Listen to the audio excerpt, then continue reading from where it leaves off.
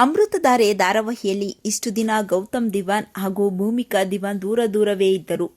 5 ವರ್ಷಗಳ ಹಿಂದೆ ಇವರು ಮನೆ ಬಿಟ್ಟು ಬಂದಿದ್ದರು. ಶಕುಂತಲಾ ಇದಕ್ಕೆಲ್ಲ ಕಾರಣ ಆಗಿದ್ದಳು.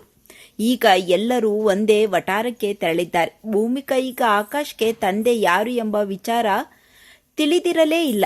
ಈಗ ಈ ರಹಸ್ಯ ಅಪ್ಪುಗೆ ತಿಳಿದೇ ಹೋಗಿದೆ.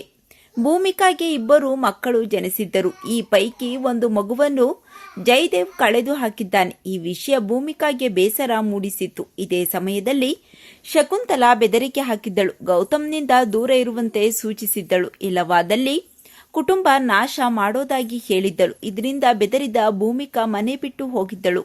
ಗೌತಮ್ನಿಂದ 5 ವರ್ಷ ಭೂಮಿಕಾ ದೂರವೇ ಇದ್ದಳು. ಈಗ ಇಬ್ಬರು ಮತ್ತೆ ಒಂದಾಗಿದ್ದಾರೆ. ಒಂದೇ ವಟಾರದಲ್ಲಿ ಇವರಿದ್ದಾರೆ.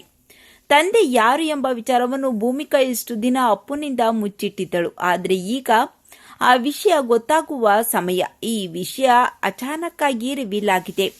ಭೂಮಿಕಾಳು ಕಪಾಟಿನ ಮೇಲ್ಭಾಗದ ಸೂಟ್ಕೇಸ್ನಲ್ಲಿ ಗೌತಮ್ ಜೊತೆಗಿನ ಮದುವೆ ಫೋಟೋ ಇಟ್ಟಿದ್ದಳು. ಬ್ಯಾಗ್ ತೆಗೆಯುವಾಗ ಫೋಟೋ ಇಟ್ಟ ಸೂಟ್ಕೇಸ್ ಬಿದ್ದು ಹೋಗಿದೆ. ಈ ವೇಳೆ ಫೋಟೋ ಕೂಡ ಬಿದ್ದಿದೆ.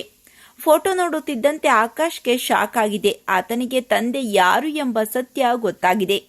ಗೌತಮ್ ಅವರು ನನ್ನ ತಂದೆನಾ ಎಂದು ಮನಸ್ಸಿನಲ್ಲೇ ಅಂದುಕೊಂಡಿದ್ದಾನೆ ಆಕಾಶ್. ನಂತರ ಓಡೋಡಿ ಬಂದು ಗೌತಮ್ನ ಹಗ್ ಮಾಡಿಕೊಂಡಿದ್ದಾನೆ. ನೀವು ನನ್ನ ತಂದೆನಾ ಎಂದು ಖುಷಿಪಟ್ಟಿದ್ದಾನೆ. ಇಷ್ಟು ದಿನ ತಂದೆ ಇಲ್ಲ ಎಂಬ ನೋವು ಆತನಿಗೆ ಬಹುವಾಗಿ ಕಾಡುತ್ತಾ ಇತ್ತು.